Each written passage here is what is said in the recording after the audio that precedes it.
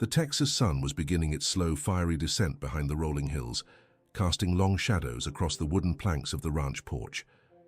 It was that specific time of day, just before twilight, when the heat finally breaks and the cicadas start their rhythmic humming, a sound that usually brings peace to a cowboy's soul. George Strait sat in his favorite rocking chair, his boots dusty from a day of checking fence lines, staring out at the horizon where the amber light bled into a bruised purple. He held a glass of iced tea, the condensation dripping onto his knuckles, but his eyes were not focused on the beauty of the land he loved.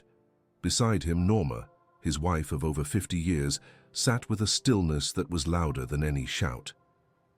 The silence between them wasn't empty.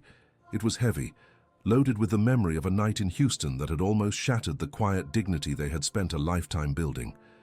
This was the porch where they found refuge, but the story that haunted them didn't start here in the quiet. It started under the blinding artificial lights of the NRG Stadium, amidst the roar of 60,000 people and the silent, deadly venom of a single smartphone screen. Cut to 48 hours earlier. The bowels of the NRG Stadium in Houston smelled of stale popcorn, diesel fumes from the semi-trucks, and the sharp chemical scent of industrial floor cleaner. It was a cavernous concrete labyrinth that hummed with the nervous energy of a massive production. George Strait, the man they called King, walked down the long corridor toward the dressing rooms. At 72, he moved with an easy, deliberate grace, the walk of a man who had nothing left to prove to anyone but himself. He wasn't surrounded by an entourage of bodyguards pushing people away. He walked with his guitar technician and Norma, who was checking the schedule on a small piece of paper, her reading glasses perched on the end of her nose. George adjusted the brim of his resistal hat, nodding at a security guard who tipped his cap in return. For George, this was a job. It was a glorious job, one he cherished, but it was work. He was there to sing the songs that people had fallen in love to, cried to, and buried their parents to. He was not there for the spectacle of celebrity. He was a relic of a time when the music spoke louder than the image, a time before everyone carried a broadcasting studio in their pocket. Further down the hallway, the atmosphere was different. Leaning against a stack of equipment cases was Tyler Vance, known online as Tyler the Hype. He was 23 years old, dressed in designer streetwear that cost more than a farmhand's yearly salary, with bleached blonde hair and a permanent expression of manufactured excitement. Tyler was holding a stabilizer, with the latest iPhone mounted on it, talking rapidly into the lens, his voice echoing obnoxiously off the concrete walls. He was live streaming to an audience of 3 million followers who tuned in not for talent, but for drama. Tyler had managed to secure a VIP backstage pass through a corporate sponsor, a fact that the actual tour manager was currently regretting. Tyler checked his view count. It was dipping. He needed content. He needed a moment. He needed George Strait. "Okay, chat, listen up," Tyler whispered loudly into his microphone, winking at the camera. "We are literally feet away from the legend himself. I'm going to get him to do the hype dance with me. If he refuses, well, that's content too, right? Let's go." As George and Norma approached the intersection of the hallway near the catering area, the collision course was set. But there was a third player in this tragedy. Sitting in a motorized wheelchair near the entrance to the hospitality suite was Arthur Henderson. Arthur was 78, a Vietnam veteran who had lost both legs in the jungle outside Da Nang in 1968. He was wearing his faded green service cap, pinned with medals that had dulled over time. His hands, spotted with age and ravaged by Parkinson's disease, were trembling violently. He held a styrofoam cup of hot coffee, trying desperately to bring it to his lips without spilling it. He had been invited by the Heroes and Horses Foundation, a charity George quietly supported without fanfare.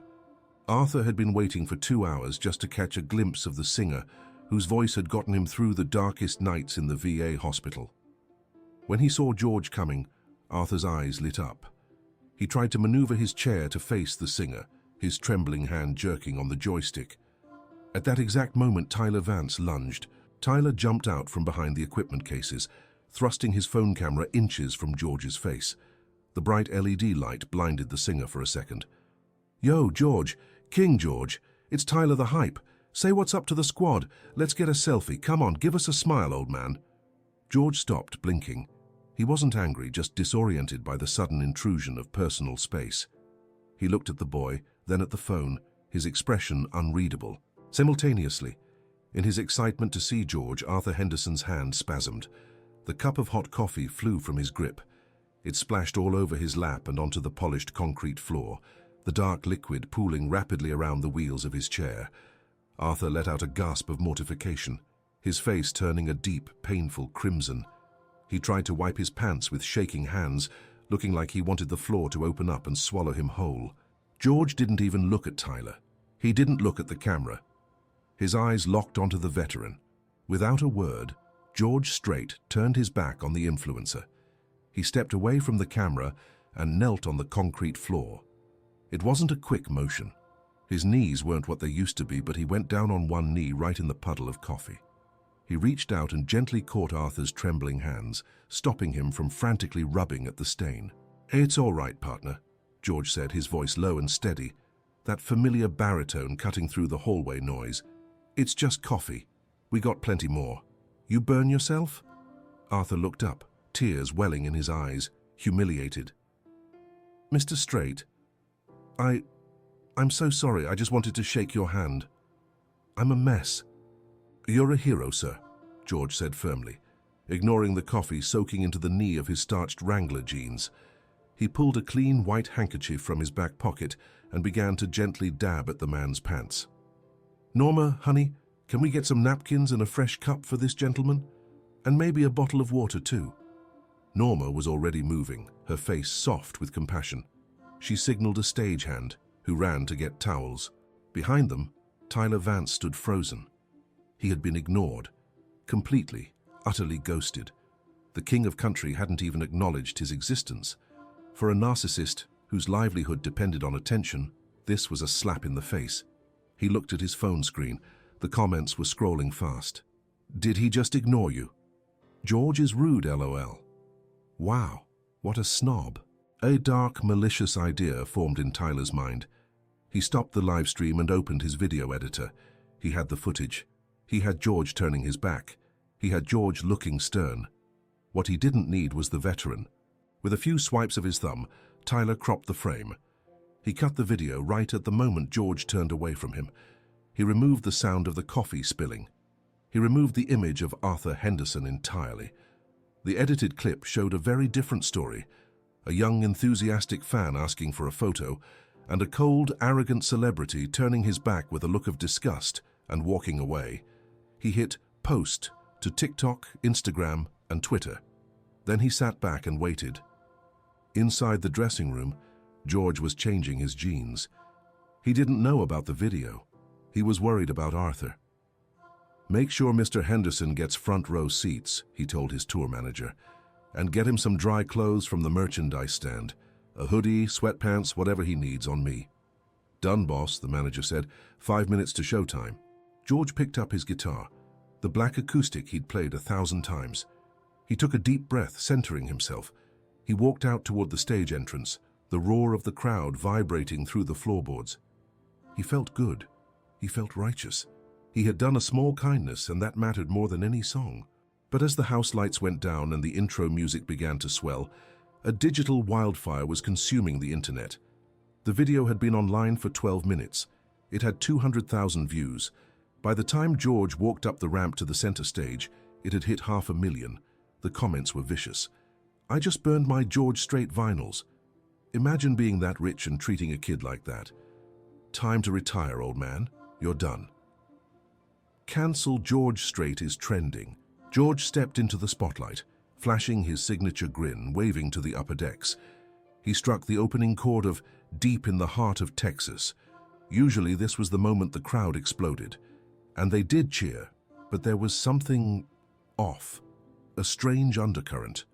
Thousands of phones were held up, but many weren't recording the song. People were looking at their screens, showing their neighbors, whispering. In the front row, a group of college students who had been cheering earlier were now standing with their arms crossed, looking at him with hostility. One of them held up his phone, screen facing the stage, displaying the video of Tyler Vance looking sad and rejected. George furrowed his brow slightly but kept playing. He was a professional. Maybe it was the acoustics. Maybe it was a weird Tuesday night crowd. He transitioned into check yes or no. Backstage, in the management office, the atmosphere had turned from celebratory to catastrophic. The PR team was huddled around a laptop, their faces pale. "It's everywhere," the publicist said, her voice trembling. "TMZ just picked it up. They're running the headline, 'Straight to the heartless country legend snubs crying fan.' We're losing followers by the second. The sponsors are emailing." Norma stood in the corner of the office. She wasn't looking at the laptop. She was watching a monitor that showed a live feed of the stage. She saw George smiling, singing his heart out, completely unaware that his reputation was being assassinated in real time. She saw the confusion in his eyes as he noticed the lack of energy in the crowd. "We need to issue a statement," the manager yelled, pacing the room. "We need to apologize. Tell George to stop the show and apologize to the kid. Say he was tired. Say he didn't see him." Norma turned slowly. Her eyes were like flint. "Apologize," she said, her voice quiet but lethal. "Apologize for what? For helping a veteran clean coffee off his lap?" "The video doesn't show that, Norma," the publicist cried out. "The video shows George being a jerk. Perception is reality. If we don't fix this now, the tour is dead. The brand is dead." "The brand," Norma repeated, tasting the word like it was poison. "My husband is not a brand. He is a man, a good man." That doesn't matter right now," the manager snapped, panic overtaking his respect. "Look at the comments. They're calling him a monster. We have to get Tyler Vance back here.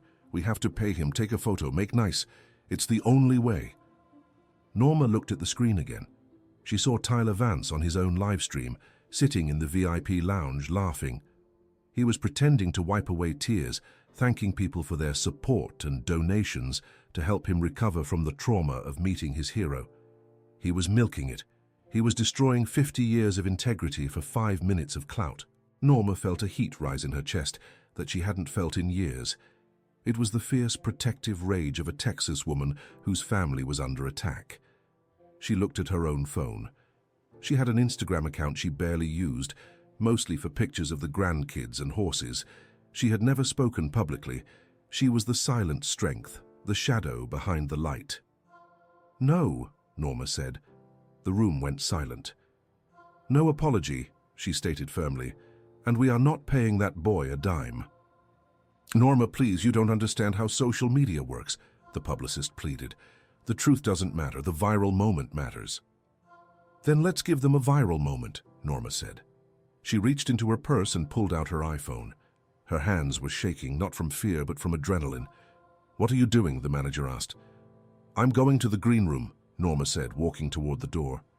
"I'm going to have a chat with that boy, and I'm taking the world with me." "Norma, you can't. Security!" the manager shouted. But Norma was already out the door, moving with a speed that belied her age. On stage, George finished a song. The applause was lukewarm. Someone in the pit section booed. It was loud and distinct. George flinched. He stepped back from the microphone, looking out into the darkness. He looked tired. For the first time in decades, he looked old. He took a sip of water, his eyes scanning the front row, looking for a friendly face, but all he saw were the cold, judging lenses of 1,000 cameras. Norma walked down the concrete hallway, the same hallway where the lie had been born. She held her phone up. She opened the Instagram app. She hovered her thumb over the live button. She had never done this before. She didn't know about lighting or angles. She only knew the truth. She passed the security guard, who looked at her with concern. "Mrs. Straight, are you okay?" "I'm fine, Earl," she said, not breaking her stride, "just taking out the trash." She turned the corner and saw the door to the VIP lounge. She could hear Tyler's voice inside, loud and gloating. "Yeah, guys, it really hurt, you know. Never meet your heroes." Norma took a deep breath. She thought of Arthur Henderson, humiliated in his wheelchair. She thought of George, confused on stage. She pressed the button. Live. The screen flickered. Norma Strait'S started a live video. Within seconds, the notification pinged on millions of phones. Fans who were busy hating George saw the notification. Norma. She never posts. Curiosity overtook anger. The viewer count jumped from 0 to 10,000 in seconds. Norma didn't say a word to the camera yet. She just pushed the door to the VIP lounge open and walked in. The lens of Norma Strait's iPhone was not steady. It swayed slightly with the rhythm of her gait, creating a dizzying cinema verite effect for the 300,000 people who had now tuned in. The comment section on her screen was a blur of neon text, scrolling so fast it was impossible to read individual words. It was a digital waterfall of confusion. What is happening? Is she fighting him? Show us, George. Justice for Tyler. Norma ignored it all. She held the phone like a lantern in a dark cave, illuminating the artificial luxury of the VIP lounge. Inside, Tyler Vance was sprawled on a leather sofa, his legs kicked up on a glass table. He was laughing at something on his own phone, surrounded by empty energy drink cans and wrappers. When the door swung open, he looked up, annoyed at the interruption. Seeing Norma, his expression shifted instantly. A smirk, oily and triumphant, spread across his face. He assumed she was there to negotiate a surrender. He assumed the handlers had sent the wife to plead for mercy. "Well, well," Tyler said, his voice dripping with mock sympathy. He didn't stand up. He didn't take his feet off the table. He pointed his own camera at her. "Chat, look who it is. The Queen herself. Mrs. Straight, did you come to apologize for your husband? My DM is open for settlement offers." Norma didn't speak to him. Not yet. She turned her phone so the camera faced him directly, on screens around the world, in living rooms in Ohio, in bars in Tennessee, in dorm rooms in California. People saw the contrast. They saw a woman of grace, dressed in a simple, elegant blouse, standing firm. And they saw a boy slouching, arrogant, treating an elder with contempt. "Hello, everyone," Norma said. Her voice was not loud, but it possessed a clarity that cut through the static. It was the voice of a woman who had raised children, managed a ranch, and weathered the storms of the music industry for half a century. "I don't know much about this, streaming, but I know about hospitality and I know about truth." She took a step closer to Tyler. The camera zoomed in on his face, capturing the sudden flicker of uncertainty in his eyes. "This young man," Norma continued, addressing the invisible millions, "says my husband hurt him. He says George is cruel. I want you to walk with me. I want to show you what George has been doing while the world decided to hate him." Tyler scrambled to sit up. "Hey, you can't just film me without consent. That's illegal. I'll sue." "Hey, you're in a public venue with a press pass," Norma said calmly, reciting the rules she had learned decades ago. "And you're live streaming yourself. Come with me, Tyler, unless you're afraid of what we might find." Tyler hesitated. He looked at his own stream. His viewers were goading him on. "Follow her. Don't let her bully you. Get the content." Trapped by his own need for attention, he grabbed his stabilizer. "Fine," he sneered. "Let's go. Let's see the old man try to spin this." They walked out of the lounge. Norma led the way, a general marching into battle. Tyler followed, narrating frantically to his audience, trying to maintain control of the narrative. "She's taking us to the boss, guys. Probably gonna offer me a bribe. Watch this." But Norma didn't lead him to the management office. She didn't lead him to a boardroom. She walked past the security guards, who stepped aside with reverence, and headed toward the Blue Room, a quiet, makeshift recovery area near the stage exit. Meanwhile, on stage, the final chords of The Chair were fading. Usually this was a moment of intimate connection, where George would talk to the crowd. But tonight, the silence was heavy.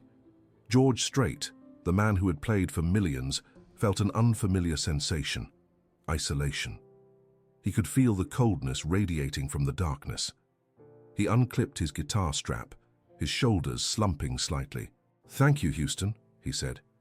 The response was a smattering of applause mixed with audible murmurs. He turned and walked off stage for the intermission. He didn't go to his dressing room to drink whiskey or count money. He walked straight to the Blue Room. He needed to check on Arthur. Norma reached the door of the Blue Room just as George was entering from the other side. She paused, her hand on the door handle. She looked at the camera lens, her eyes piercing the soul of every viewer. "You want reality?" she whispered. "Here is your reality."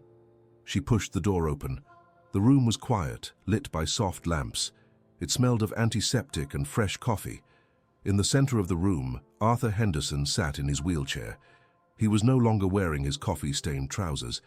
He was wearing a pair of black sweatpants from the tour merchandise and a grey hoodie that said Straight 2R across the chest. He looked small, frail, but comfortable.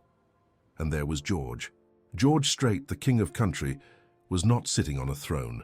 He was kneeling on the floor again. He was holding a pair of boots, Arthur's old worn-out shoes that had been splashed with coffee. George had a towel in his hand and was carefully, methodically wiping the mud and coffee stains from the leather of the veteran's shoes. He was scrubbing the boots of a stranger. Tyler Vance stopped in the doorway. He froze. His camera was still rolling, capturing the scene. Norma didn't say anything. She just held her phone steady. The image was undeniable.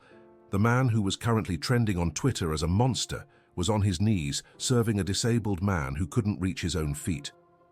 George looked up, hearing the door open. He saw Norma. He saw the phone. He saw the boy with the bleached hair standing behind her. He looked confused, tired, and incredibly vulnerable. He didn't know he was being watched by 500,000 people. "Norma?" George asked, his voice raspy from singing. "Is everything okay out there? The crowd, they seem angry. Did I say something wrong?" Norma felt her heart break, but she kept her hand steady. "George," she said softly, "why are you cleaning Mr. Henderson's boots?" George looked down at the boots in his hands, shrugging as if it were the most natural thing in the world. "Well, the coffee soaked through, Norma. Leather gets ruined if you let acid sit on it, and Mr. Henderson here, he can't exactly bend down to do it himself, not with his back." He looked at Arthur and smiled, a genuine warm smile that crinkled the corners of his eyes.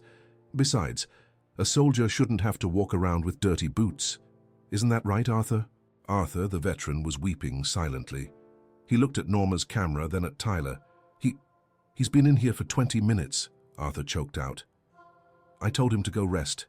I told him he has a show to finish. He said the show can wait." Norma turned the camera slowly, panning from George's humble posture to Tyler's face. Tyler Vance was pale. The blood had drained from his face. He looked at his phone screen. The comments had stopped moving so fast. They had changed. The tide was turning with the violence of a tsunami. "Oh my God, he's cleaning his boots. Tyler, you liar." "I'm crying. George is a saint." Norma stepped closer to George, keeping the camera live. "George, honey," she said, her voice trembling slightly now.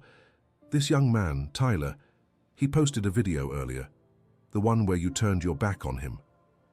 George stood up slowly, his knees popping. He placed the clean boots gently by the wheelchair. He wiped his hands on a rag. He looked at Tyler, not with anger, but with a deep, disappointing sadness. "Oh," George said, "the fellow with the camera." He took a step toward Tyler. Tyler flinched, stepping back, expecting a punch, a yell, a lawsuit. "I'm sorry I didn't take your picture, son," George said. His tone was sincere. He wasn't acting. He genuinely apologized. "But you see, Mr. Henderson had just spilled that hot coffee on himself. He was burning. He was embarrassed. When a man is in distress, you don't pose for a selfie. You help him. That's just the cowboy way. I thought you saw that." The silence that followed was heavier than the stadium roar. Norma turned the camera back to herself. Her face was stern, the face of judgment. "Tyler," she said, addressing the boy but speaking to the world, "you edited the video. You cut out Mr. Henderson. You cut out the accident. You made it look like vanity when it was actually mercy." She walked up to Tyler, invading his personal space, forcing him to look at her lens. "Show them," she commanded. "Show them what?" Tyler stammered, sweat beading on his forehead. "You have the raw footage," Norma said. "I know you do. You didn't delete it. You just cropped it. Show them the unedited video, right now, on your stream." I can't. My battery is..." Tyler tried to back away, but he backed into the doorframe. "Show them!" Arthur Henderson shouted from his wheelchair.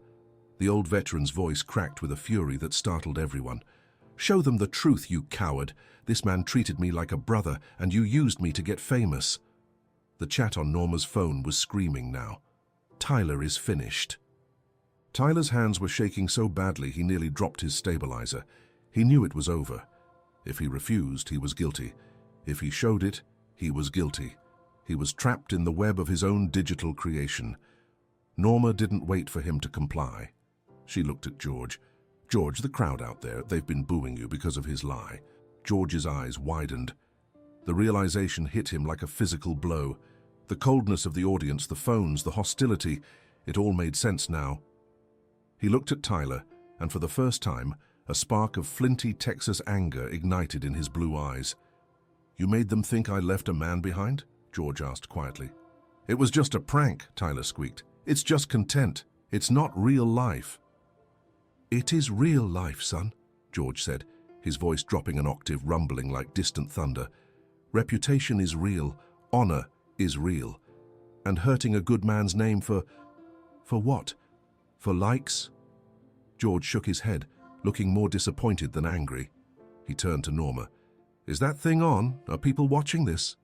"500,000 people, George," Norma whispered. George looked straight into the lens of Norma's phone. He took off his hat, revealing his silver hair, and held it over his heart. "I don't know who's watching," George said to the camera. "And I don't care about being famous, but I care about the truth. I didn't ignore this boy because I'm better than him. I ignored him because Arthur needed me, and if I had to choose again between a viral video and helping a veteran clean his boots, I'd make the same choice every single time. Even if it means you never buy another record of mine." He put his hat back on. He turned to his tour manager, who had just run into the room, breathless. "Is the break over?" George asked. "Yes, boss. 2 minutes to the encore." "Good," George said. He looked at Arthur. "Arthur, you feeling up to a little ride?" Arthur looked up, confused. "Sir? I'm not going back out there alone," George said. "And I think the folks out there need to see who the real VIP is tonight." He looked at Tyler one last time. "You can come too, son, but leave the phone. You're going to watch this with your eyes, not a screen." Norma kept the stream running. She followed George as he grabbed the handles of Arthur's wheelchair. The King of Country was pushing the veteran out of the blue room down the hallway toward the ramp that led to the stage. The atmosphere backstage shifted. The crew, who had been whispering and looking at their phones, now stood up straight. They began to clap, slowly at first, then louder. Roadies, sound engineers, catering staff, they lined the hallway as George pushed Arthur. Norma walked behind them, her camera capturing the procession. She glanced at the comments one last time before they hit the stage lights. "I'm sorry, George. This is history, but the battle wasn't won yet." The crowd in the stadium still didn't know. They were still sitting in the dark, marinating in the lie, waiting to boo the man they thought was a fraud. George was walking into a lion's den, armed only with a wheelchair and the truth. Norma felt a lump in her throat. She whispered to her phone, to the world, "Watch closely. This is how a cowboy rides." The ramp leading up to the main stage of the NRG Stadium was steep, a long incline of rubberized steel, designed for equipment cases and roadies, not for a 72-year-old country singer pushing a heavy motorized wheelchair. But George Strait didn't signal for help. He planted his boots firmly, finding traction, and leaned his weight into the handles of Arthur Henderson's chair. His knuckles were white, his jaw set. Beside him, Norma walked with the phone still raised, her arm burning with fatigue, but she refused to lower it. She was the witness. She was the broadcaster of the unvarnished truth. As they emerged from the shadows of the wings and into the blinding halo of the stage lights, the atmosphere in the arena was volatile. The 60,000 people in the darkness were restless. They had been checking Twitter, seeing the hate, feeling the mob mentality rise like bile. A low rumble of dissatisfaction was circulating, a mixture of scattered boos and confused murmuring. They wanted an explanation. They wanted blood or an apology. Then George stepped into the light. He wasn't holding a guitar. He wasn't waving his hat. He was bent forward, pushing a man in a grey hoodie and sweatpants. The image hit the giant jumbotron screens instantly. 60 feet tall, high above the stands, the audience saw George Strait, the icon, looking like a hospital orderly, carefully maneuvering a disabled veteran to center stage. The noise in the stadium didn't stop all at once. It was a chaotic wave. The people in the back didn't know what was happening yet, but the front rows, the ones who had been holding up the hate videos, went silent first. They lowered their phones. They squinted against the glare. George brought the wheelchair to a stop right next to the center microphone stand. He was breathing hard, a sheen of sweat on his forehead. He didn't go to the mic immediately. He walked around to the front of the wheelchair, knelt down again, painfully, visibly, and adjusted the footrests for Arthur. He patted the old man's knee. Norma stood stage left, just out of the main spotlight, but her camera captured everything. And now the audience in the stadium began to realize something was happening on their own phones. The signal from Norma's live stream had finally saturated the local cell towers. People in the stands were getting the notifications. Norma Straight is live. They clicked. They saw the backstage footage. They saw the boot cleaning. They saw the confrontation with Tyler. A ripple of realization moved through the crowd like wind through a wheat field. It started as a whisper, then a gasp. He was cleaning his boots. It was a lie. Oh my God, look at the screen. George stood up and walked to the microphone. He tapped it once. Thump. The stadium went deathly silent. It was a silence born of sudden, crushing shame. I know, George said. His voice was calm, conversational, as if he were talking to a neighbor over a fence, not a stadium of judges. I know there's been some talk tonight. I know some of you are upset because you saw a video on the internet. He paused, looking out at the sea of faces he couldn't see. They say a picture is worth 1,000 words, George continued. But sometimes a picture leaves out the most important part of the story. Tonight you were told I turned my back on a fan. You were told I was too proud to stop. George gestured to Arthur. I'd like to introduce you to Mr. Arthur Henderson. He served with the 1st Marine Division in 1968. He left his legs in a rice paddy so that we could stand here tonight and sing country music freely. A few people started to clap, hesitant, nervous. Earlier tonight, George went on, his voice gaining strength, Mr. Henderson had a little accident with his coffee. He was distressed. He was worried about his dignity. Now, I don't know about you folks, but where I come from, when a man is down, you don't take a selfie with him. You don't film him for content. You help him up. George looked toward the side of the stage, where Tyler Vance was standing in the shadows, watched by 2 large security guards. Tyler looked small.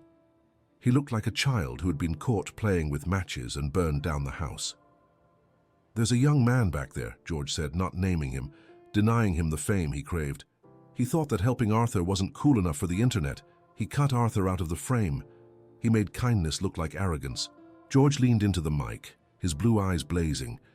I've been doing this for 40 years. I've played every honky-tonkin' stadium from Amarillo to Atlanta, and I have never, ever turned my back on a friend. And tonight, Arthur is my friend. George stepped back and put a hand on Arthur's shoulder. Arthur, you want to say hello to Houston? He lowered the boom mic to Arthur's level. Arthur Henderson, shaking with Parkinson's and adrenaline, looked at the microphone. He looked at the massive crowd. He took a deep, shuddering breath. George cleaned my boots, Arthur said, his voice amplified to the rafters. It was cracked and weak, but it thundered with truth. He got on his knees and cleaned my boots. He's a good man.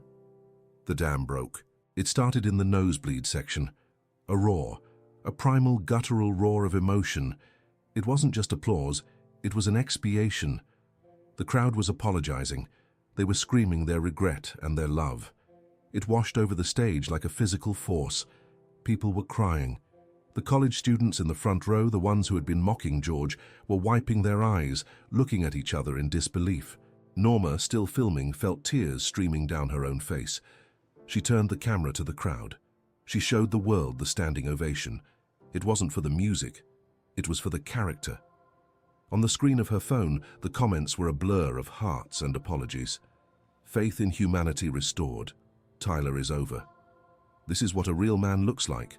George smiled, a little embarrassed by the intensity of the reaction. He picked up his acoustic guitar. He didn't signal the band. He just started strumming a G chord. This is for Arthur, George said, and for anyone who knows that the truth doesn't need a filter. He began to sing The Cowboy Rides Away. But tonight, the lyrics meant something different. And my heart is sinking like the setting sun, setting on the things I wish I'd done.